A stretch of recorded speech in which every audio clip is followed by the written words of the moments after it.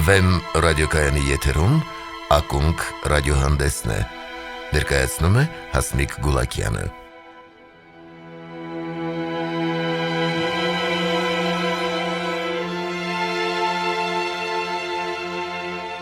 Տարվա ընթացքում ինձ համար թերևս ամենադժվարը ապրիլի 24-ի հաղորդում պատրաստելն է։ Ցավն ու վիրավորանքը խեղդում են։ Եղերն բառն արտասանելիս լեզուս մի տեսակ դաղվում մռմռում է, բառից թե ուղիղ, թե փոխաբերական իմաստով։ Իսկ միտքս հասնում է թուրքերի ամենաթուրք ժամանակները։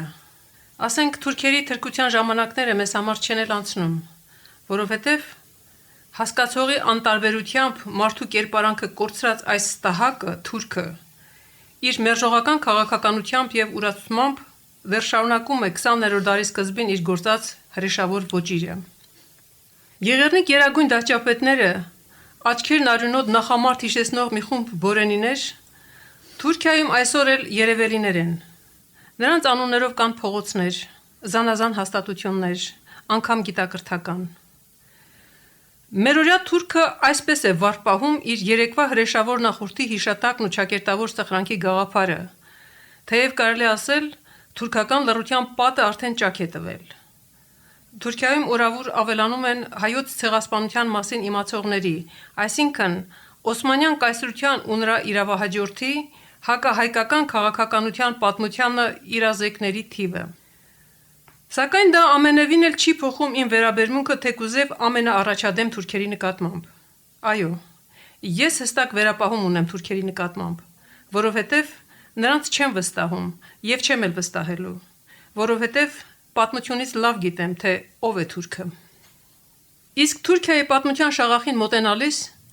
ունկերիս հասնում են այլ ձայներ, որոնց անհնար է դիմանալը։ Թուրքիայի ոճիրը աններելի է։ Համոզված եմ, վաղ թե ուշ թուրքը ստիպված է լինելու առերեսվելու իր արյունոտ պատմությանը։ Թուրքը խոստովանելու է իր մեղքը և հատուցելու է։ Այդ օրը գալու է, չեմ կասկածում։ Մենք պետք է սա լավ գիտակցենք։ Մի կողմ վանենք մեզանից ճամպրուկային ու պարտվողական տրամադրությունները և հզորացնենք մեր երկիրը, անկախ այն բանից, թե ինչ գույնի են նրա իշխանությունները։ Մենք պարտավոր ենք ուժեղ լինել ազգովի, թե այստեղ, թե Սփյուռքում, այլ ելք չունենք։ Վերջերս ակունքի հաղորդումներից մեկում խոսեցի հայկական միջավայրում ձևավորված մի անհեթեթ ավանդույթի մասին։ Տասնամյակներ շարունակ, երբ դրսում ինչ-որ մեկը գրում կամ արտասանում էր Արմենիա կամ գենոցիդ բառերը, անմիջապես համակիրներ էր գտնում հայկական միջավայրում։ Հայերս օտարի իմաստնություններով հիացած, թե այստեղ, թե դրսում, շտապում էինք այդ անձանց փառավորապես մեծարել, առանց ծանոթանալու նրանց աշխատություններին, և չէինք փորձում անգամ մտածել, որ նրանց մի մասը քաղաքական պատվեր է կատարում։ Հայրենաբնակներից պարագայում այդ չիմացությունը թեև այս կամ այն կերպ բացատրելի էր, բայց չարդարացվող։ Օտարալեզու այդ աշխատությունները մեզ համար անմատչելի էին, իսկ սփյուռքահայ մեր հայրենակիցների պարագայում նման վերաբերմունքը իսկապես աններելի է, որովհետև գոնե լեզվական արգելք նրանք չունեն։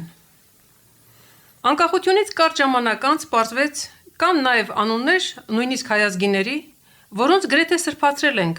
մինչդեռ նրանց հասցրած վնասները այսօր էլ դեռ չենք կարողացել չեզոքացնել։ Իրավիճակն այժմ ինչ-որ չափով փոխվել է այն առումով, որ մեզանում ոչ միայն ավելացել է օտար լեզուների տիրապետող մասնագետների թիվը, այլև հնարավորություն է ստեղծվել ազատ տեղաշարժվելու։ Եվ եթե սրան ավելացնենք համակարգչային տեխնիկայի ընձեռած հնարավորությունները,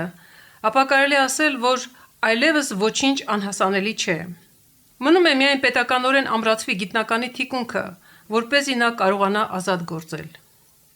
Ապրիլ 24-յան մեր այսօրվա հաղորդումը, սիրելի հայրենակիցներ, հենց այդպիսի միտումնավոր ու գիտակցված աղավաղումների մասին է։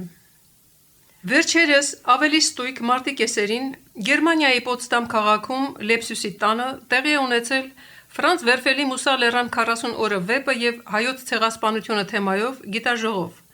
որին ոչ պաշտոնական հյուրի կարգավիճակով մասնակցել են նաև Գիտությունների ազգային ակադեմիայի Պատմության ինստիտուտի տնօրեն, պատմական գիտությունների դոկտոր, պրոֆեսոր, ակադեմիայի թղթակից անդամ Աշոտ Մելքոնյանը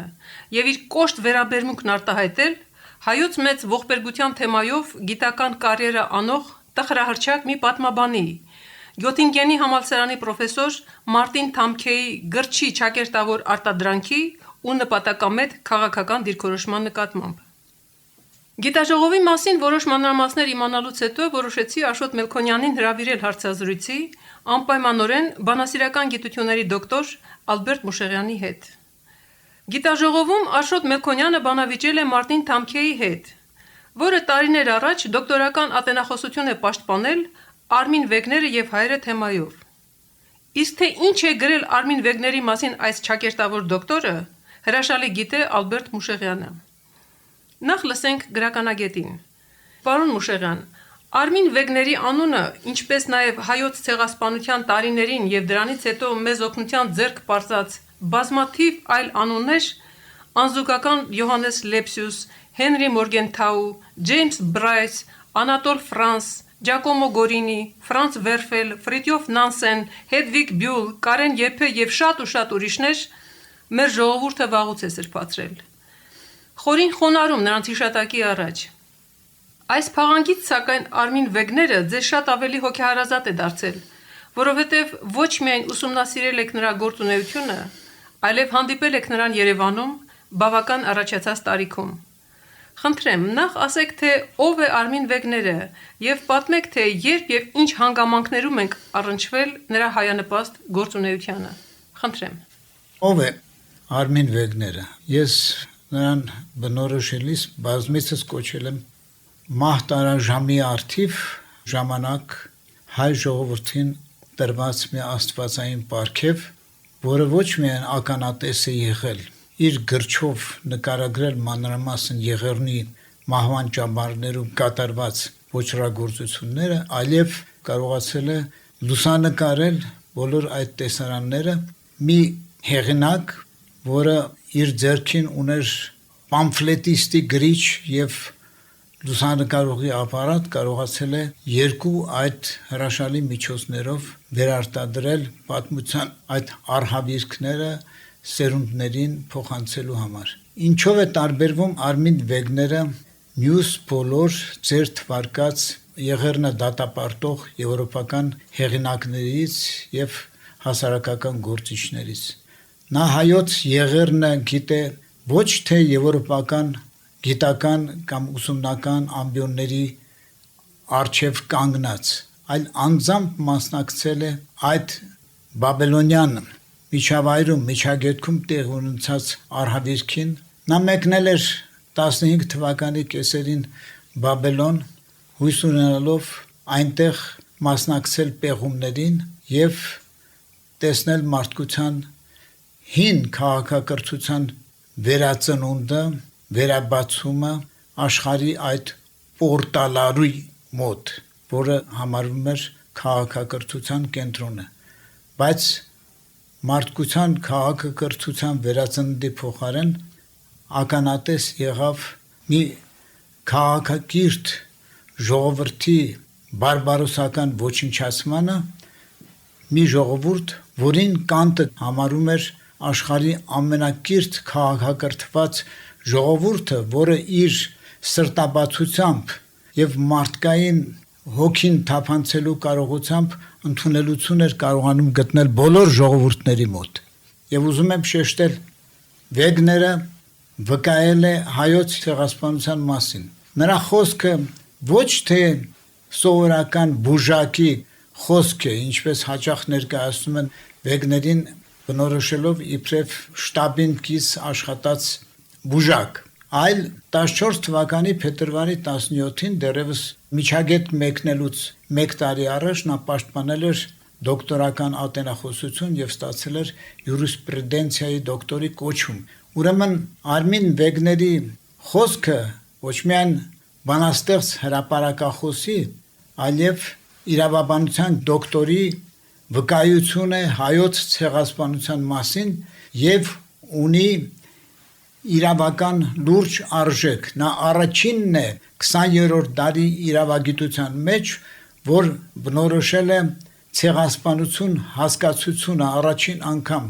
իրավագիտության պատմության մեջ։ Եվ պետք է նշեմ, ես նախանցյալ տարի հրապարակած 2 հոդվածներում, Ազգ թերթում եւ Գոլոս Արմենիում տպած հոդվածներում որ գենոցիդ բառը Ռաֆայել Լեմկինը ստեղծել է հենց Արմին Վեգների 21 թվականին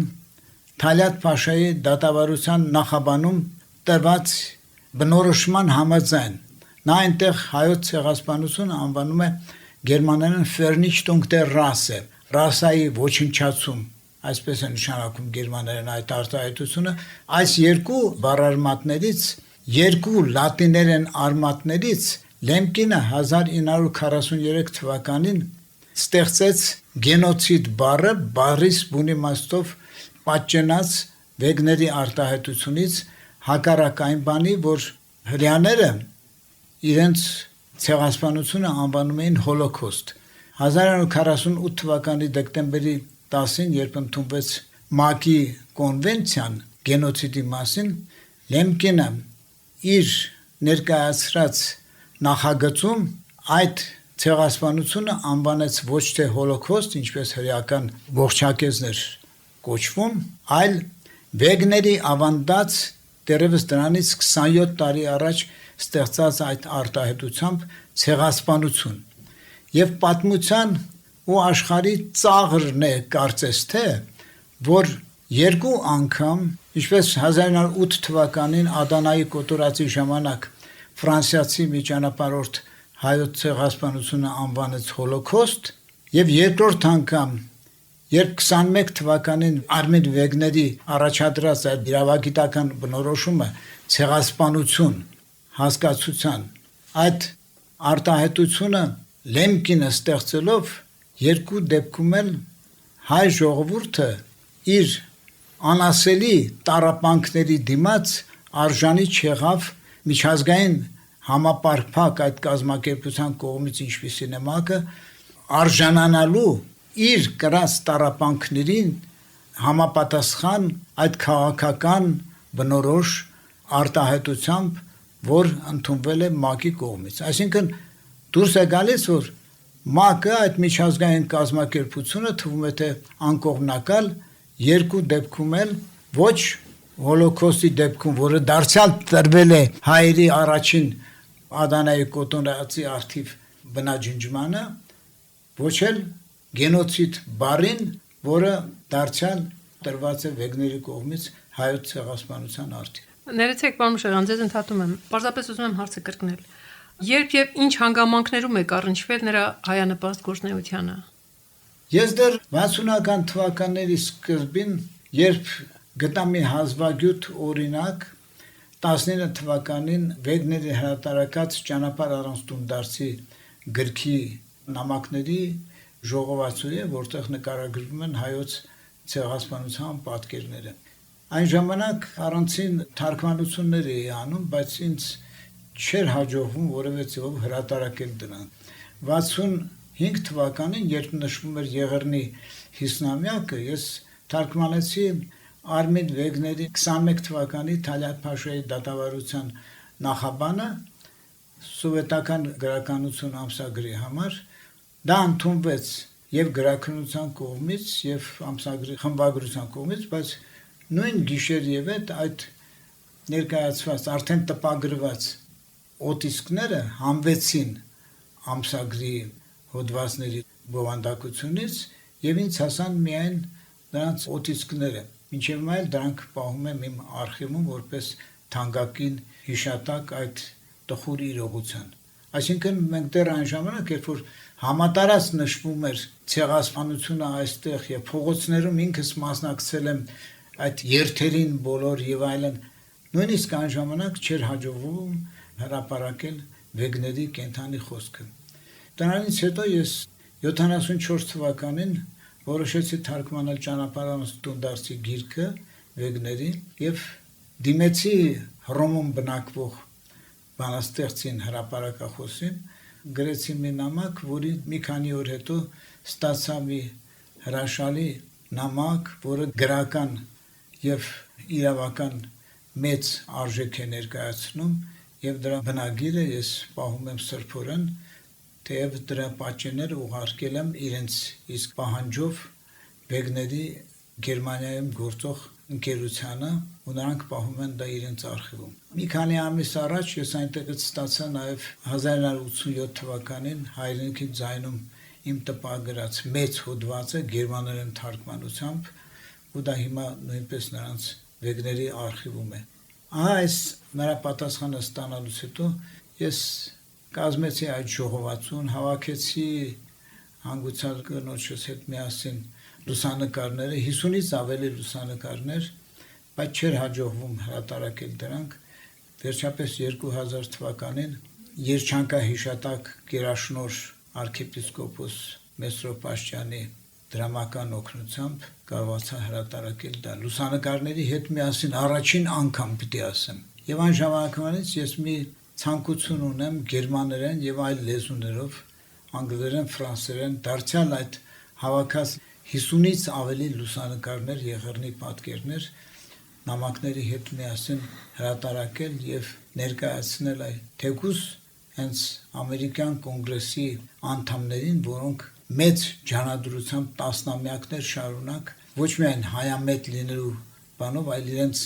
սրտի թելադրանքով քվեարկում են հայոց ցեղասպանությունը կոնգրեսում ընդունելու օգտին, թեև չնչին ձայների տարբերությամբ կամ ավելի ճիշտ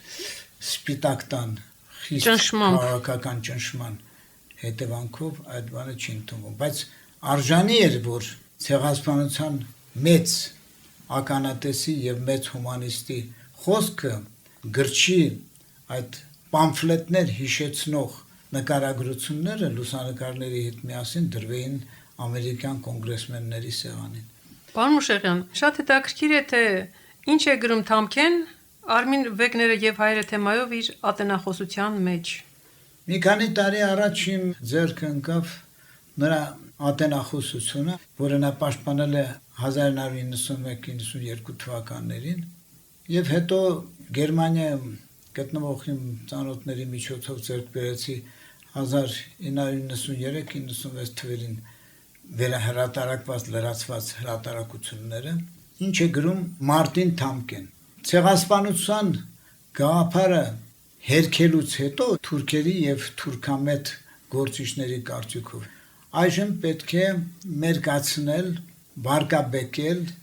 նրանց, ովքեր հայտնի են իբրև ցեղասպանության ականատեսներ, եւ քանի որ նրանցից ամենաականավոր ականատեսը Արմին Վեգներն է, ուրեմն պետք է վարկաբեկել հիմա նաեւ ահա այդ ականատեսին, եւ այս ստոր հանձնառությունը վերցրել է իր վրա ավետարանչական եկեղեցու մի հովվապետ, որը իր պաշտպանած ատենախոսության արդյունքում գրավեց Գյոտինգենի աստվածաբանական համալսարանի դեկանի աստիճանը, եւ ես իմ ուսումնասիրության մեջ ուղղված Թամքեի բոլոր հարցադրումներին դեմ եւ իմ ուսումնասիրության մեջ որտեղ ոտքից գլուխ մերկացնում եմ այդ ստահակին, այնտեղ հարց եմ տալիս. միթե աստվածաբանության դոկտորի աստիճան կամ հաբիլիտացիայի այդպիսի մի հասկացություն կա Եվրոպայում,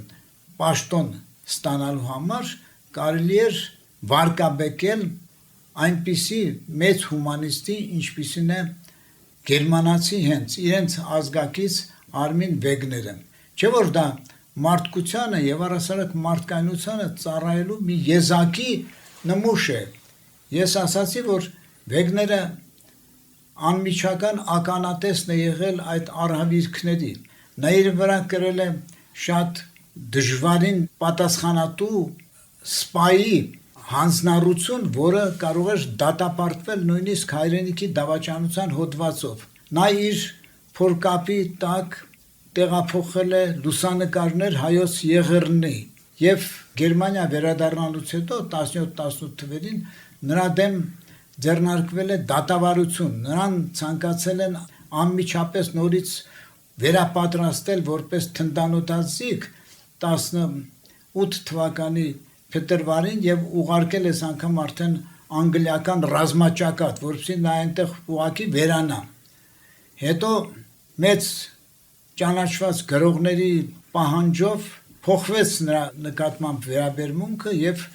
գերմանական արտգործ նախարարությունը մտածեց նրան օգտագործել հակա անգլիական պրոպագանդայի դեմ, որովհետև նա շատ իրազեկ էր այդ պատերազմական գործողություններին եւ եղած նյութերով տիրապետում էր ամբողջ գերմանական արխիվին, օգտագործել այդ նպատակով, բայց նա գտնվեց բարոյական մեծ բարձրության վրա եւ երբեք չծառայեց ոչ սատանային, ոչ մամոնային եւ մնաց իբրև հայոց ցեղասպանության անդավաճան վկայող։ Եվ ահա այս է, որ Մարտին Թամկեն հետապնդում է իր ոչ միայն ատենախոսությամբ, այլ երկու այդ հրատարակություններով ստանձնելով չափազանց ստոր ծառայություն թուրքերի թելադրանքով, ինչով է նա հիմնավորում հայոց կոտորածները այդ դեպքում։ Նա դեմ չէ այդ կոտորածների գաղափարին, միայն դրանք ներկայացնում է իբրև պատերազմի անհրաժեշտությամբ թելադրված պահանջ, երբ որ պետք էր սահմանից հեռացնել հայերին, որպես վտանգավոր տարրեր, ռուսական ճակատից հեռացնել նրանց եւ ուղարկել թիկունք անապատները, եւ ահա այդ թիկունք տեղափոխվելու ընթացքում տարբեր տարափոխիկ հիվանդությունների հետևանքով մի քանի 100,000 մարդ ընդամենը ոչ թե սպանվել է, այլ մահացել է եւ այս ձևով այդ աստվածաբանը ըստ էության կեղծում է իրականությունը եւ նենգափոխում ոչ առանց իհարկե կեղտոտ հաշիվների։ Ես նույնպես համոզված եմ դրանում, պարոն Մուշեղյան, որովհետև Թամքեն իրականում պաշտպանում է Թուրքիայի պաշտոնական տեսակետը հայոց ցեղասպանության վերաբերյալ։ Փորձենք այս մասին լսել նաև պարոն Մելքոնյանին։ Ինչպես պատահեց, պարոն Մելքոնյան, որ դուք հայտնվեցիք Պոցդամում, մանավանդ դուք հրավիրված չէիք մասնակցելու այդ գիտաժողովին։ Արդեն ճիշտ ասվեց, որ Արմին Վեգներ իսկապես այն սուրբ մարդկանցից մեկն է, որի շնորհիվ մենք կարողացանք աշխարհին ներկայացնել իրեղեն ապացույցներ ցեղասպանության վերաբերյալ։ Պարոն Մուշեղյանը ճիշտ նշեց, առաջին հերթին խոսքը նրա լուսանկարների մասին են, որոնք բացառիկ նյութ են հայոց ցեղասպանության իրողության վերաբերյալ։ Եվ մենք ժամանակ առ ժամանակ Եվրոպայից ստանում ենք նման ահազանգեր, որ հայտնվում են գերմանացի եւ այլ օտար ուսումնասիրողներ, որոնք որպես կանոն բազային կրթություն չունենալով պատմաբանի, հանկարծ մեկ էլ տեսնում ես դառնում են ցեղասպանագետ, որտեղ դա փաստորեն շահութաբեր բնագավառ է, եւ դրանցից մեկը նաեւ այս Մարտին Թամքեն էր, որ իր ատենախոսությունը պաշտպանելուց հետո այն հրատարակեց, ցավոք սրտի գտնվեցին մարդիկ, որոնք որ հայերի մեջ հարկ համարեցին նաեւ առաջաբան գրել այդ գրքին։ Եվ մեր երիտասարդ ուսումնասիրողներից Մանուշակ Մարկոսյանը, որը հիմա գտնվում է Գերմանիայում եւ ատենախոսություն է պատրաստում Վեգների վերաբերյալ, մի քանի անգամ ահազանգեց, որ Մարտին Թամքեն բոլոր չափ ու սահմաններն արդեն անցել է։ Ես ծանոթացա այդ նյութերի հետ, պարոն Մուշեղյանի հոդվածների հետ եւ որոշեցի պաշտոնական նամակ բողոք գրել Գյոթինգենի համալսարանի ղեկավարությանը։ Երկու նամակ գրելուց հետո ոչ մի պատասխան չստացա։ Երրորդը շատ ավելի զայրագին ոճով գրեցի, դարձյալ ոչ մի պատասխան, որից հետո ես հետագայում համոզվեցի, որ այդ նամակները տեղ են հասնում, բայց նույնիսկ պատշաճության մակարդակով նրանք հարկ չհամարեցին դրան պատասխանել։ Եվ երբ լուրջ ստացվեց, որ ձեր վերոյշալ արդեն գիտաժողովը պիտի կայանա Լեպսյուս Հաուսում, որը իմիջայից ասեմ, որ ֆինանսավորում է գերմանական կառավարության կողմից տարեկան 80,000 եվրո գումարով, որի տնօրեն է հիմա Ռոլֆ Հոսվելդը, պարտավոր է հետազոտություններ իրականացնել հայոց ցեղասպանության թեմայով եւ այդ ֆինանսավորումը սկսվել է 2005 թվականին Գերմանիայի Դաշնության կառավարության կողմից, Բունդեսթագի կողմից հայոց ցեղասպանության վերաբերյալ բանաձև ընդունելուց հետո։ Այսինքն պարտադրված է նրանց, որ հենց այդ գումարներն օգտագործել ցեղասպանագիտական խնդիրներով, մասնավորապես հայոց ցեղասպանության։ Եվ այդ շարքում Հոսվելդը կազմակերպել է հերթական գիտաժողովը, այս անգամ նվիրված Ֆրանց Վերֆելի Մուսալերան 40 օրը վեպին, եւ այնտեղ ցանկում մենք հանդիպեցինք Մարտին Թամքեի անվանը, ով պիտի զեկուցեր Վեգները եւ Ֆրանց Վերֆելը թեմայով։ Տեսնում ես, որ բերում էր թեման կապում էր նաեւ Ֆրանց Վերֆելի հետ։ Եվ ինձ թախանձագին խնդրեցին, որ բոլոր հնարավոր միջոցներն օգտագործել Գերմանիայում այդ գիտաժողովին մասնակցելու համար։ Եվ այդ միջոցները բարեբախտաբար մեր սփյուռքահայերի միջոցով գտնվեցին եւ ես հայտնվեցի այդ գիտաժողովում։ Առաջին օրը, երբ որ ինձ դահլիճում տեսան, շատ-շատերը, որոնք մինչ այդ ինձ գիտեին Երևանից եւ միջազգային այլ գիտաժողովներից, ուղղակի բարիս բուն իմաստով շանթահար եղան, թե ինչ գործ ունեք դուք, ինչու եք եկել։ 3 օր շարունակ գիտաժողովը շարունակվում էր, էթիկայից տարական ելնելով հարկ չամարեցին գոնե ողջույնի խոսք տրամադրեին ինձ, վերջապես հայագիտական գիտաժողով էր, ես էլ միակ մարդն էի, որ Հայաստանն էի ներկայացնում, այն էլ Գիտությունների ազգային ակադեմիայի պատմության ինստիտուտը։ Բայց համբերատար սպասեցինք, որ վերջում անպայման ինձ ձայն պիտի տան, եւ այդ վերջին օրը, դե ասեմ, որ այդ օրն էլ Բեռլինում էինք եղել եւ ինձ բախտ վիճակվեց լինելու Ժիրայր Քոչարյանի հետ մեկտեղ այն վայրում, որտեղ Թալատ Փաշան էր սպանվել մեր Թելերյանի կողմից, եւ նման այդ տրամադրվածությամբ ես գնացի գիտաժողովին մասնակցելու։ Այո։ Եվ պատկերացրեք, դարձյալ չէին ուզում, որ ես ամբիոնից ելույթ ունենամ։ Համաձայնվեցին միայն, որ տեղից սովորական մասնակիցների նման հարցադրման ձևով հանդես գամ, բայց բավականին երկար ելույթ էր իմ ելույթը։ Ես հետևյալ ոճով ելույթ ունեցա, որ դուք եվրոպացիներդ գուցե մեզ չհասկանաք, ասիական մոտեցում ընկալեք իմ ելույթը, բայց ես այն պիտի անպայմանորեն հնչեցնեմ։ Խնդիրն այն է, որ ձեզնից շատերը ուղղակի մասնագիտական կարիերա են արել հայոց ցեղասպանության խնդրի վրա եւ պիտի պարկեշտորեն հայոց ցեղասպանության խնդրին վերաբերվեն եւ հնչեցնեն այն տեսակետները, որոնք որ համապատասխանում են իրականության եւ հայկական հայեցակարգին համապատասխանեն։ Ես ասացի, որ մենք ամենևին էլ ողջավորված չենք այն հանգամանքով, որ որոշ գիտնականներ սկսել են գործածել ցեղասպանություն բառը։ Ֆոլկերմորտ բառը, որ գերմաներեն նույն նշանակում է ցեղասպանություն, ժողովրդի բնաջնջում, եւ ամենևին էլ դա չի նշանակում, թե ինչ որ գիտնականներ եթե այդ բառը գործածեցին, խնդիրը լուծված է։ Ես հիշեցրի այնտեղ Թաներ Ակչամի հանգամանքը, որով շատ-շատերս ողջավորված ենք, իրականության մեջ Թաներ Ակչամը թուրք հեղինակ անդադ ասում է, որ 1915-ին հայ ժողովուրդը այլընտրանք չթողեց թուրքական կառավարությանը, քան նրան տեղահանելը։ Այսինքն մենք էինք մեղավոր։ Սրա մեջ ենթատեքստ կա եւ ամենակարևորը նույն Թաներ Ակչամն ասում է, որ երբևէ չմտածեք դուք հատուցման մասին։ Այս նույն Թամքեն, որ այնտեղ ներկա էր, իր զեկուցման մեջ ուղղակիորեն կապեց Ֆրանց Վերֆելին Արմին Վեգների հետ, որ Վեգները նախապես մտադիր է եղել վեբ գրել Մուսալերան 40 օրվա մասին, բայց այդ գաղափարը նրանից ուղղակի գողացել է Ֆրանց Վերֆելը, պաստորեն սկսեց նրա վրա էլ ցեղ շպրտել, եւ հետո նրանք բանավիճել են իրար հետ, թե ինչու ես դու իմ վեպի անունը գողացել, այսինքն Վեգները նրանց դժգոհել, նա էլ ասել է, որ ես էլ կբացահայտեմ բոլոր քո անօրինությունները, թե ինչպես ես դու պատերազմի ժամանակ կողոպտել հայերին, ոսկեղենը նրանց, գորգերը, հետո հայերի կողմից դու կաշառվել ես եւ զբաղվել ես միասեռականությամբ։ Այս ստորությունը տեսեք արդեն ուր էր հասել։ Եվ այս ամենի մասին նա գրել է, եւ մեր երիտասարդները պատմեցին, թե երբ որ նրանք հանդիպել են Իտալիայում Վեգների տղայի Միշա Վեգների հետ, ասում է այդ դրա ատենախոսությունը ձեռքին հեկեկալով Վեգների տղան Միշան ասում էր, թե իմ հայրը սրբակենցաղ կյանքով է ապրել եւ ինչ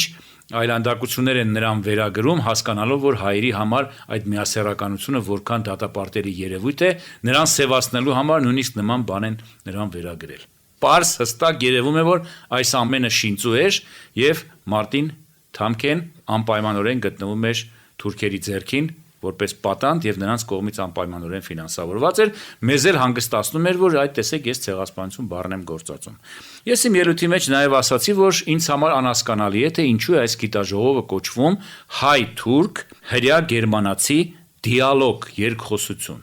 Մենք երկխոսելու բան չունենք թուրքերի հետ, եթե դուք գերմանացիներդ երկխոսում եք հրյաների հետ, դրա համար հիմքեր ունեք, որտեվ Կոնրադ Ադենաուերից մինչև Անգելա Մերկել շարունակում եք հատուցել եւ Բեռլինում ես տեսա այն հսկա տապանակարերը խորհրդանշական, Բրանդենբուրգյան դարպասների մոտ, Ռայխստագից ոչ հեռու, նաեւ ինչպես գետնափոր մի թանգարան են բացել Հոլոկոստի, այս ամբողջն արել եք, 50 տարուց ավելի շարունակում եք հատուցել եւ դրանից հետո հրյաները դժգոհ են։ Իսկ թուրքերը, որոնք ոչ միայն չեն հատուցել, այլև մեզ են մեղադրում ցեղասպանության մեջ եւ դուք մեզ մղում եք դիալոգի, ինչպես դուք եք նշել, երկխոսության։ Ես խնդրում եմ, որ միջոցառումների այս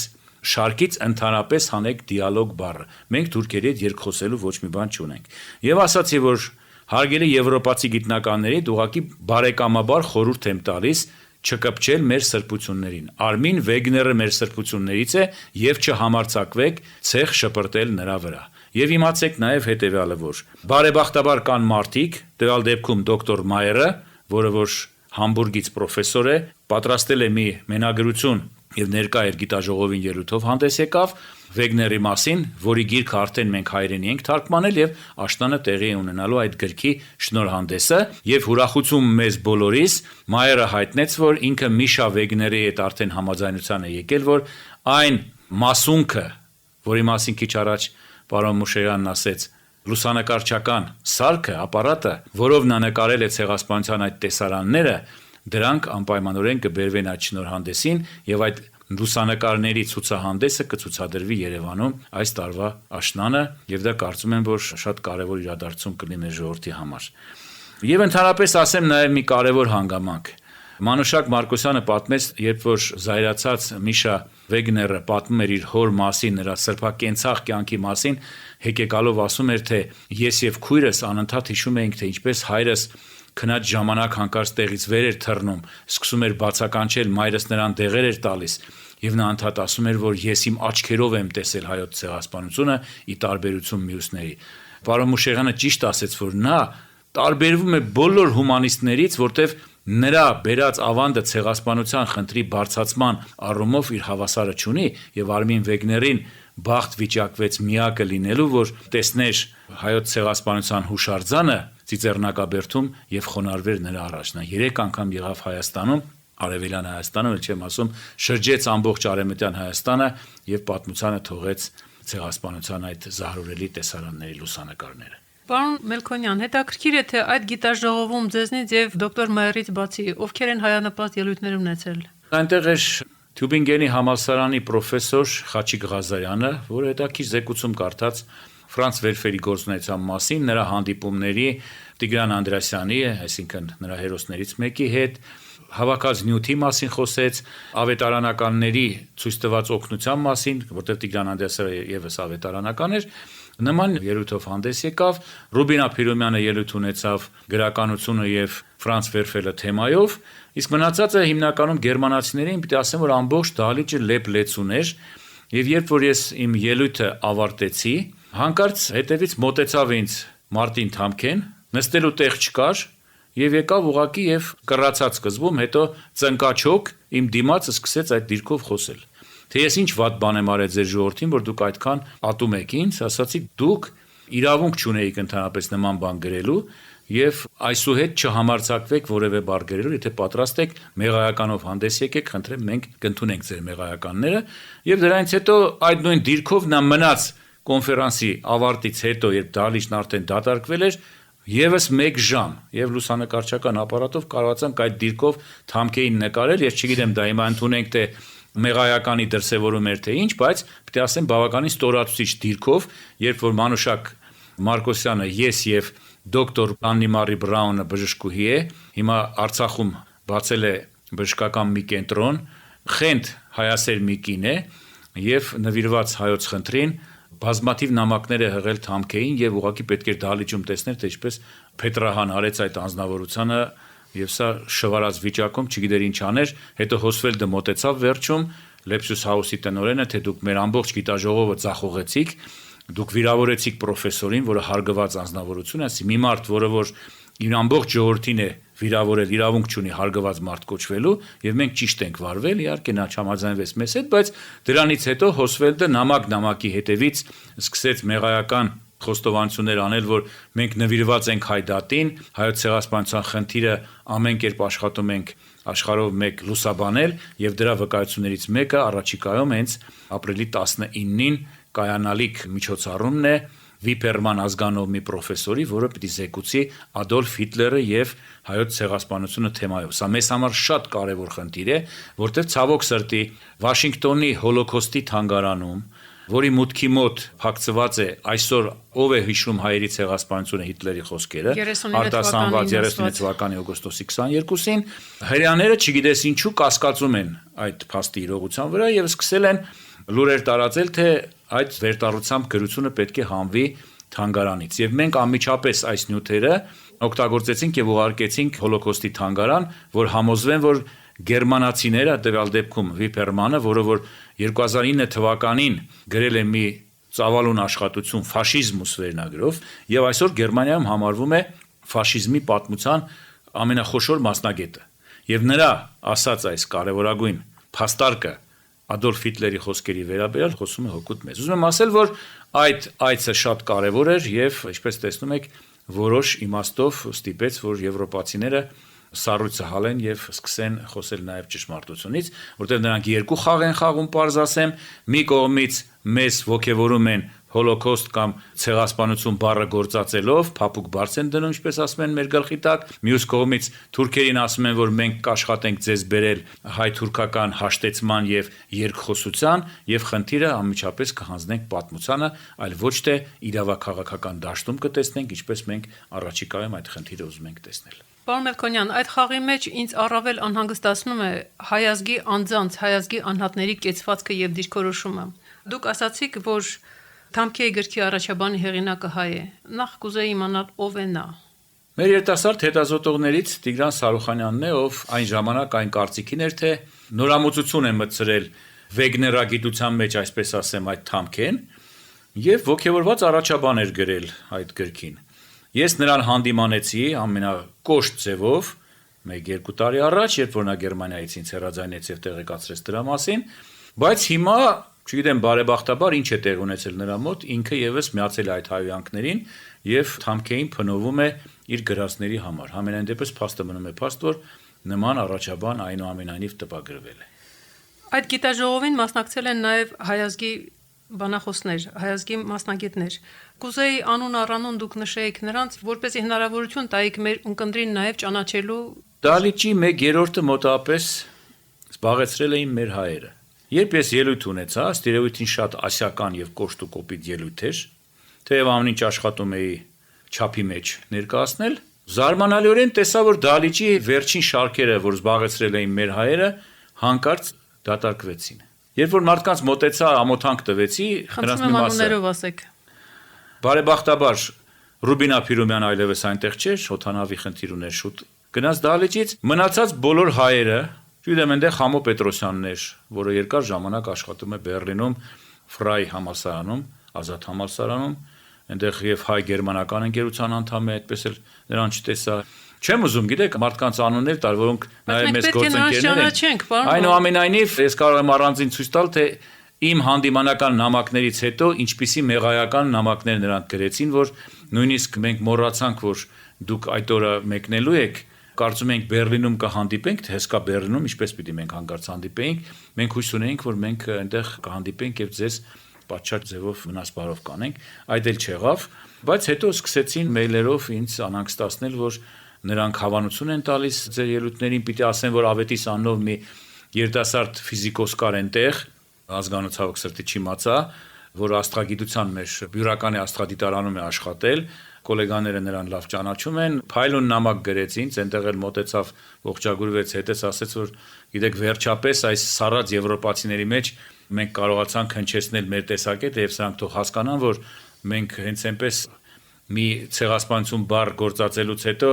չպետք է իրենց մեծարենք եւ չպետք է կարծեն, թե ինչ-որ մեծ շնորհ են կատարում մեզ ցեղասպանություն բառը գործածելով, այնիշ մենք լուրջ խնդիրներ ունենք եւ ամենակարևորը հատուցման հարցն է եւ այդ հատուցման հարցը շատ ուրախալի է, որ դուք հնչեցրիք այնտեղ։ Դուք ծանոթ եք հայագիտության ոլորտում իմ գործունեությանը եւ ես իսկապես կուզեի իմանալ բոլոր այդ անունները, որպեսզի նաեւ մեր ունկնդիրներին ներկայացնեի դրանց, բայց կարծում եմ ժամանակի ընթացքում թեկուզ չասեկել, ես կփեղեմ դրանք։ Չեմ ուզում այդ մարդկանց սևացնել այն իմաստով, որ ամենադեպս որոշ դրական աշխատանք նրանք կատարում են, բայց այդ կրավորական վարքագիծը, որ հանկարծ աշխատանքս չկորցնեմ, եվրոպացիներին հաճոյանամ, ինչ ասեմ, ստրուկի նման խոնարհաբար նրանց ծառայեմ, սա արժանապատվության մեր հարիր բան չէ հայրիս եւ կարծում եմ, որ տեղն եկած տեղը պիտի մարդկանց տեղը դնել եւ ասել ամբողջ ճշմարտությունը։ Երբ որ մեր սփյուռքահայ որոշ գիտնականներ գալիս են եւ ցեղասպանության գիտաժողովների մասնակցում եւ ժողովրդական բառը պիտի գործածեմ, են հին նեյնիմներն են երգում, անընդհատ նույն երգը ճանաչում, սա արդեն սկսում ես հասկանալ, որ այստեղ ենթատեքստ գոյություն ունի, սա մեր գլխավոր նպատակներից շեղելու համար է ամբողջ արարումը։ Այսի վերջին գիտաժողովը ես պատկերացրեք Բոխումի համալսարանի պրոֆեսոր Միհրան Դաբաղից իմացա, որ Երևանում մի քանի օր հետո գիտաժողով պիտի կազմակերպվի։ Եվ ես զարմացած եկա եւ այդպես էլ այդ գիտաժողովին հրավեր չստացա։ Հետո մեր պետական հանձնաժողովի քարտուղարը պարզում է հարկ չէր համարել ինձ հրավիրել, որտեվ հասկանալի խնդիրներ գոյություն ունեն եւ կարծում էին, որ ամեն անգամ սուր խնդիրներ հնչեցնելը, իրական հարցը իր էությամբ ներկայացնելը վտանգավոր է եւ դրա համար էլ փորձում ենք հայ-թուրքական հաշտեցման արատավոր ճանապարհով գնանք։ Վերջացավ 100-րդ տարելիցի նախորյակին խոսել այսօր ճանաչման եւ առավել եւս հաշտեցման մասին ամոթ եւ խայտառակություն է եւ անարգալից վերաբերմունք մեր 1.5 միլիոն նահատակների հիշատակին։ Հենց այդ թվաբանությունը բացահայտելու համար է ես ուզում իմանալ այդ անունները։ Մոտենում է Մեծ Եղեռնի 100-րդ տարելիցը։ 2012 թվականի Օլիմպիական խաղերի օրերին Լոնդոնահայության հետ հանդիպման ժամանակ Հայաստանի Հանրապետության նախագահը ասաց, որ 2015-ը մեզ համար շրջադարձային է լինելու։ Պարոն Մուշեղյան, ինչ եք կարծում։ Ինչ կարող է դա նշանակել։ Ինչ շրջադարձ նկատի ունի մեր նախագահը։ Ես ուշադրություն դարձրել եմ այդ հայտարարության վրա, դա սեպտեմբերի 21-ին էր, եւ զարմանալիորեն նույն օրը տարածվեց մամուլով եւ ձայնասփյուրով մյուս ցեղասպանության թանգարանի տնօրեն Դեմոյանի հայտարարությունը, թե 15 թվականին սպասվող ոչ մի ցունամի էլ տեղի չի ունենալու, 15 թվականին հաջորդել է 16-ը, 16-ին 17-ը եւ այլն։ Ու ես զարմացա, թե ինչպես կարող է նախագահի այդպիսի հայտարարությունից հետո, որ շրջադարձային է լինելու 15 թվականը, հանկարծ ինչ-որ գրեթե շարքային մեկը նման հայտարարություն է անում հակառակ Հայաստանի Հանրապետության նախագահի։ Եվ զարմանալի է, որ այդ բանը շարունակում է հանդուրժվել վերին էշելոններում եւ ըստ էության այնտեղ ինչ-որ մարդիկ, ովքեր որ տնօրինում են այդ բնագավառը, ինտերվյուներ տալու, կարծիքներ հայտնելու եւ այլն, այդտեղ ինչ-որ մի խափանված մեխանիզմ է գործում։ Փաստորեն նման հայտարարությունները հանրապետության նախագահի կողմից ով էլ ուզում է նա լինի, նա Հայաստանի Հանրապետության նախագահն է եւ որևէ մեկը, այն էլ հարցերին նույնիսկ չտիրապետող մեկը հանկարծ հանդգնում է բոլորովին այլ հայտարարություն անել։ Գալով Թամկեի հարցին ես կուզենայի ասել, որ այն հարցադրումը, թե տարափոխիկ հիվանդություններից մի քանի 100,000 մարդ մահացել է ճանապարհին, դա խեղված գաղափար է։ Լեպսիուսի հայտնի վկայությունները կան նրա հայ ժողովրդի մահերթը, der Todesgang des armenischen Volkes։ Այնտեղ բերում է վկայություններ, թե ինչպես դերձորի անապատում կուտակելով մարդկանց օրական 700-ից 800 մարդ տեղափոխում էին մոտակա դեղին ճահիճները եւ այնտեղ ոչխարի պես մորթում չերքեզների ձեռքով։ Հատուկ ջոկատներ էին ստեղծված թուրքերի կողմից, չերքեզներ, որոնք տեղափոխվել էին այս Սևծովի ափը եւ այլն ժամանակի ընթացքում, նրանք վրեժխնդիր էին լինում հայերից, որ իրենց այնտեղից տեղահանել են եւ այլն, եւ դա անում էին հենց այդ ողերի ոչխար մորթողների ձեռքով։ Եվ բացահայտ վկայությունները կան ուրիշ հեղինակներից եւ աղբյուրներից, որ Լեպսիուսը վերում է իր գրքում։ Այս բոլորից զատ ես իմ ուսումնասիրության մեջ հարցնում եմ այդ Թամկեին։ Եթե դա ընդամենը տարափոխիկ հիվանդությունների հետևանքով էր։ Չէ՞ որ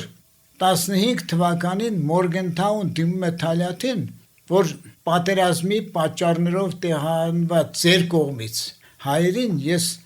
կհասնեմ Ամերիկայի Միացյալ Նահանգների կառավարության թույլտվությանը նրանց մինչև վերջին մարտը Ամերիկա փոխադրելու արդիվ։ Ինչու Թալյաթը կտրականապես մերժեց այդ բանը։ Եվ այս հարցը իր նախաբանում այդ Թալյաթ Փաշայի դատավարության տալիս է նաև Արմին Վեգները։ Ինչու Թալյաթը հրաժարվեց այդ բանից, եթե նրանց նպատակը իսկապես ցեղասպանությունը չէր, բնաջնջումը չէր հայ ժողովրդի։ Ինչ տարափոխիկ հիվանդությունների մասին է խոսքը։ Երբ որ ես ցույց եմ տվել, որ նրանք օգտագործեցին միջագետքի այդ ամբողջ հսկայական հնոցը, երբ ջրի պապակի պայմաններում մարդը կարող էր 2.5 ժամ, 3 ժամ հետո 50-60 աստիճան արևի ջերմությունից արդեն նահատակվել, այդ հսկայական հնոցը թուրք այդ դահիճները օգտագործեցին մի ամբողջ ժողովրդի 10 ամսում ոսկորների վերածելու համար։ Այն ինչ չունեին հիտլերյան ֆաշիստները, նրանք հետագայում այդ հսկայական բնական հնոցը փոխարինեցին գազի կամերաներով, որտեղ այրեցին ու խեղդեցին այդ միլիոնավոր մարդկանց, ոչ միայն հրեաների, այլև մյուս ժողովուրդների դրա հետ միասին։ Ահա այս ընդամենը տարբերություններ։ Եվ Արմին Վեգները ցույց է տալիս, թե ինչպես 15 թվականին սեպտեմբերին, երբ որ նա առաջին անգամ ոտք դրեց անապատները, հաջորդ տարի Բաղդադից հայրենիք վերադառնալու ժամանակ նա ճանապարհին տեսնում էր արդեն այն մարդկանց հոծ բազմությունների փոխարեն անապատում սպիտակին տվող նրանց ոսկորները, ամբողջ մի ժողովուրդ 10 ամսվա ընթացքում վերածվել էր ահա անապատում ցակուցրիվ եղած ոսկորները։ Եվ սա անամոթ պիտի լինել, ոչ թե աստվածաբան, այլ ուղղակի խիղճ չունեցող անամոթ, որը կարող է այդ բոլորը ինչ որ գումարի հաշվով կամ գիտական կոչում ստանալու նպատակով վեգներին վարկաբեկելու քնով հասնել նաև հայ ժողովրդի այդ նահատակների հիշատակի անպատվությանը եւ դրանից հետո կոչվել աստվածաբան։ Պարոն Մուշեղյան, մենք սիրում ենք քննադատել օտարներին, բայց ներեցեք, մեր ցեղասպանության թանգարան ինստիտուտի տնօրենն էլ առանձնապես հիացած չէ վեգների կերպարով։ Ես ներկա եմ եղել, երբ որ 8 թվականի մայիսին կազմակերպվեց վտանգված մշակույթ, այդպես մի արշավ գերմանական, այստեղ մեր բանկերով եւ այլն, որոնք եկան եւ եղան Խորվիրապում, Գառնիում, Նորավանքում եւ այլն, նպատակ ունեն դրա շնորհիվ գումարներ հայթայթել այդ հուշարձանները վերանորոգելու համար։ Այդ գիտաժողովը սկսվեց հենց ցեղասպանության թանգարանից, առաջին անգամ դժբախտություն եմ ունեցել հանդիպել այդ Հայկ Դեմոյանին, առաջին նիստը ցեղասպանության թանգարանում։ Եվ ոտնահարելով արդեն նախապես կազմված եւ հաստատված օրակարգը, ամբողջ 5 ժամ Դեմոյան կոչվածը ամբիոնից չիջավ, մի անձնյա եւ ցուցահանդեսի այդ ստենդներով անցկացնելով մարդկանց իր չիմացած ցեղասպանության գիտելիքների փշրանքներով աշխատում էր ծիծաղաշարժ լինելու աստիճան խեղաթյուրել պատմությունը, Արմին Վեգներին ներկայացնելով որպես ընդամենը բուժակ, սանիտար։ հետո ներկայացնելով այնպես, թե իբրև թե նրա անունով հայտնի լուսանկարները նրան չեն պատկանում, այլ ինքը ինչ որ դրանք հետագայում հավաքել եւ վերագրել է ինքը իրեն։ Նույնն ասում է Թամքեն։ Նման դրանից առաջ Թամքեն ասում էր, բայց նա իհարկե նույնիսկ այսօր հերավոր պատկերացում չունի Թամքեի մասին, չի կարդացել այդ մասին եղած որևէ ուսումնասիրություն կամ հոդված եւ այլն, եւ նա գործում է ընդհանրապես իր չնչին գիտելիքների սահմաններում ու պետք էր տեսնել, թե ինչպես այդ գերմանացիները ծիզաղում էին այդ բաների վրա, երբ որ նրանք լավ գիտեին, թե ով է Արմին Վեգները, ինչ հրապարակախոս է, ինչ խոսքի ու կրքի տեր անձնավորություն, հրապարակախոսի կրքի մասին եմ խոսում, եւ թե ինչպիսի ներգործուն ուժ ունի նրա խոսքը, պատկերավորության իմաստով, փաստարկման իմաստով, իրավագիտական վկայության իմաստով, եւ ես ասում եմ, պատահական չէ, որ Ռաֆայել Լեմկինը, լինելով չափազանց կիրթ անձնավորություն, որը ուսումնասիրել էր եւ պատմությունը եւ իրավագիտությունը, 1926 թվականին ատենախոսություն պաշտպանեց հենց այն նյութերի հիման վրա, որ Արմին Վեգները ներկայացրել էր 21 թվականին Թալյաթի դատավարության նախաբանությունը մեկնաբանելիս։ Նա ուսումնասիրեց Սողոմոն Թեհլերյանի կյանքը, գործը, հայ ժողովրդի նախնական պատմությունը եւ նրա ատենախոսությունը ամբողջությամբ ընդգրկում է նախապատմությունը հայ ժողովրդի պատմության մինչև ցեղասպանությունը հետագայում այդ գիրքը Ամերիկայում Եղիայանը հրապարակեց, թեև այնտեղ ցույց չի տրված, որ դա նրա ատենախոսությունն է, բայց ես իմ թամքին նվիրված ուսումնասիրության մեջ մանրամասն բերել եմ եւ հոդվածներում, երբ որ հրապարակեցի ազգ թերթում եւ Գոլս Արմենիի թերթում ցեղասպանություն տերմինի ստեղծման մասին, այնտեղ ցույց եմ տվել, որ Լեմկինը առաջին հերթին օգտվել է Արմին Վեգների հրապարակած նյութերից, ոչ միայն այդ արտահայտությունից։ Այնպես որ պատմությունը եւ ցեղասպանությունը նույնպես գիտությունը եւ այդ գիտությանը չտիրապետող անձինք պետք է այդ բնակավարից առասարակ հեռու լինեն եւ չապականեն այդ պատմությունը նաեւ մեր հայերի անունը ապականելով։ Կուզեի այստեղ մի կարևոր փաստ բերել, կապված այն հարցի հետ, թե իբր ըստ Թամքեի ինչպես են հայերը կաշառել Արմին Վեգներին։ Ուրեմն այս տխմարը, որպեսզի ապացուցի, որ Եղեռնից անմիջապես հետո ճանապարհ առանց տուն դարձի այդ գիրքը, որ փաստաթղթերի ժողովածուն նա կազմել է, դա կազմել է հայերի պատվերով եւ հայերը նրան կաշառել են եւ անամոթաբար բերում է մի փաստաթուղթ նրա անձնական արխիվից, թե ինչպես 60-ական թվականներին Իտալիայում ապրելիս նա նյութական լուրջ խնդիրներ է ունեցել, աղքատության մեջ է ապրել եւ մեր լուսահոգի Վազգեն Վեհափառը $1000 չափ մի սիմվոլիկ գումար է նրան ուղարկել։ Եվ հուզումնախառն մի նամակ է գրում նա Վեհափառին, թե Վեհափառ տեր, իմ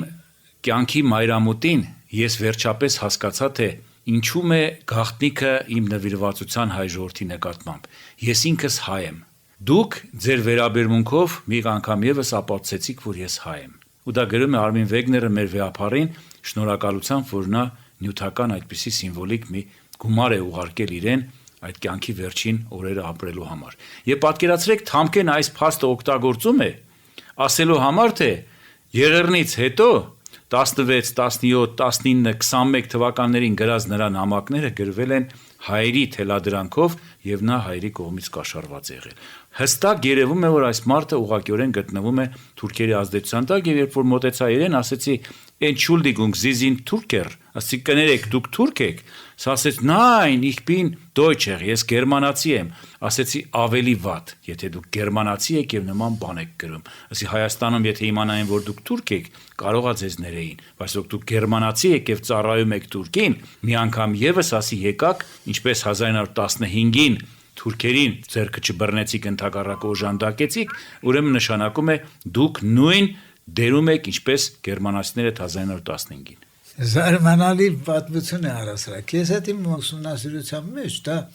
ցույց եմ տվել, ինչպես Վեգները ճանապարհին, երբ Բաղդադից վերադառնում էր նույն վայրերով, որով անցել էր նախորդ տարի, մինչև Կոստանդնուպոլիս, Հալեպից, մատիտով իր ճամփորդական նոթատետրում նշումներ է կատարում, թե ինչ է տեսել եւ ինչ է նկարագրելու իր մշակված տարբերակում։ Երկու տարբերակները կողքի ցույց եմ տվել, թե ինչպես այդ մատիտով խզբզած տեքստը բառ առ բառ համընկնում է հետո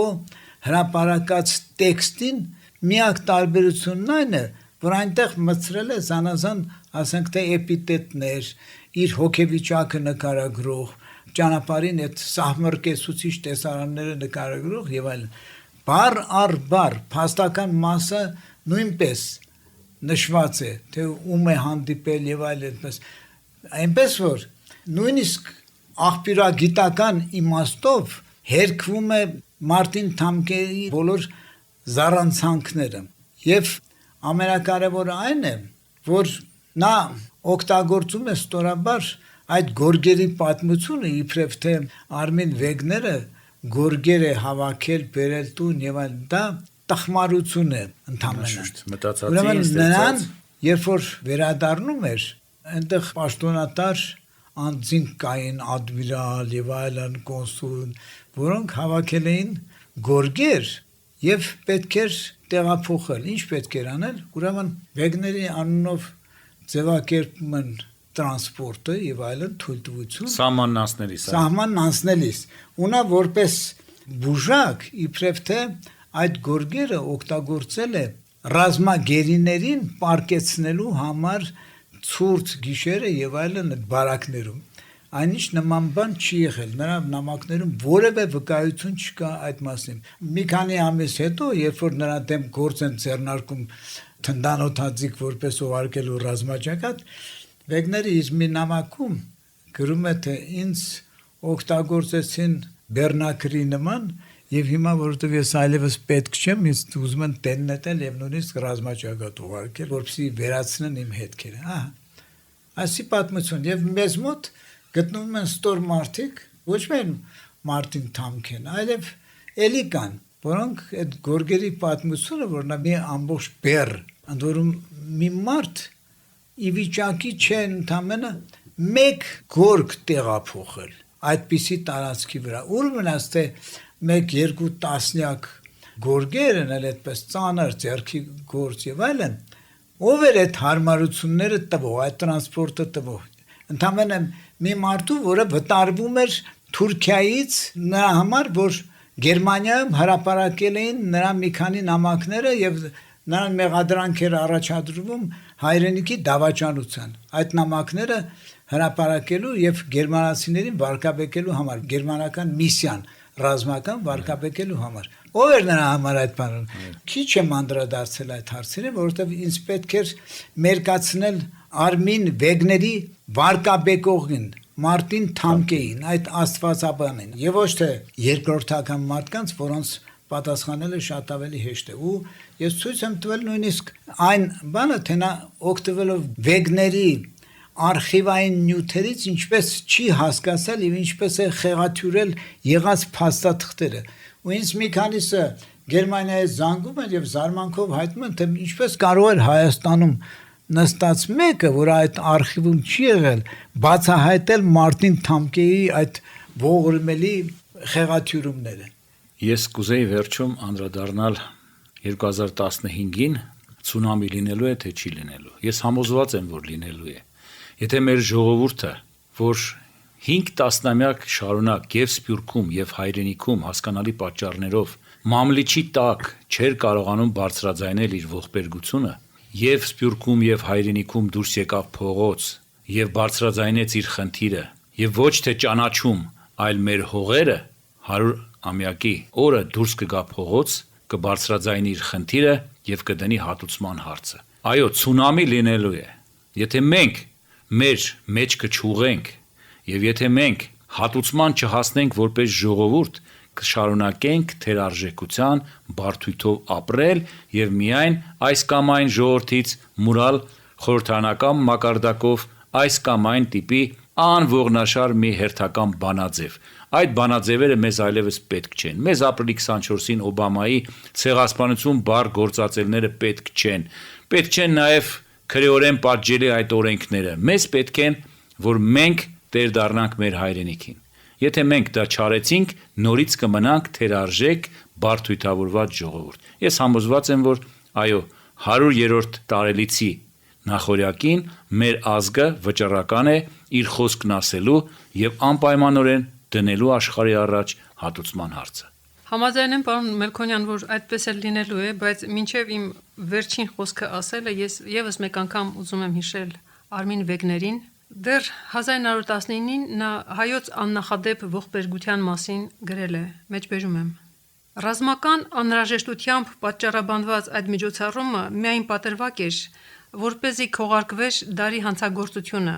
աշխատասեր ու բարձր մշակույթի տեր մի ամբողջ ժողովրդի լրիվ ոչնչացումը։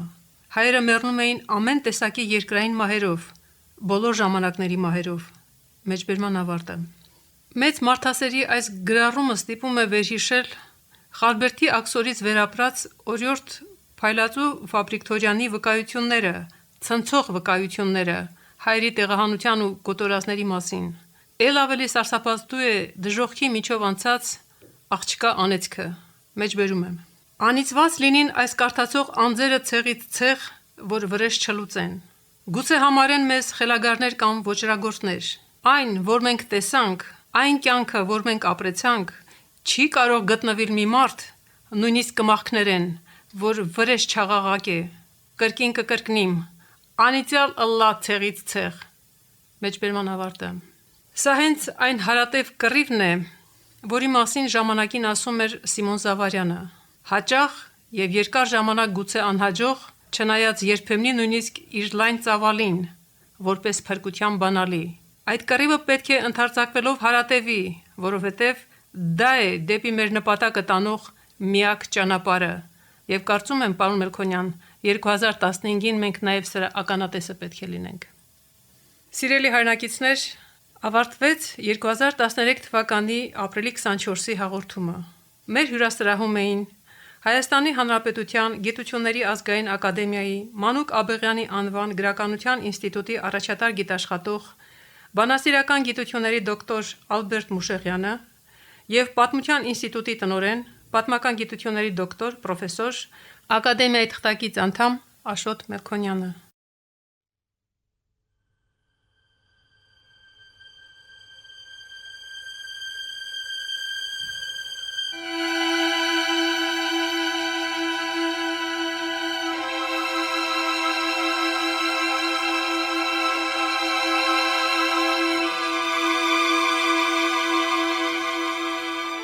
Վեմ ռադիոկայանի եթերում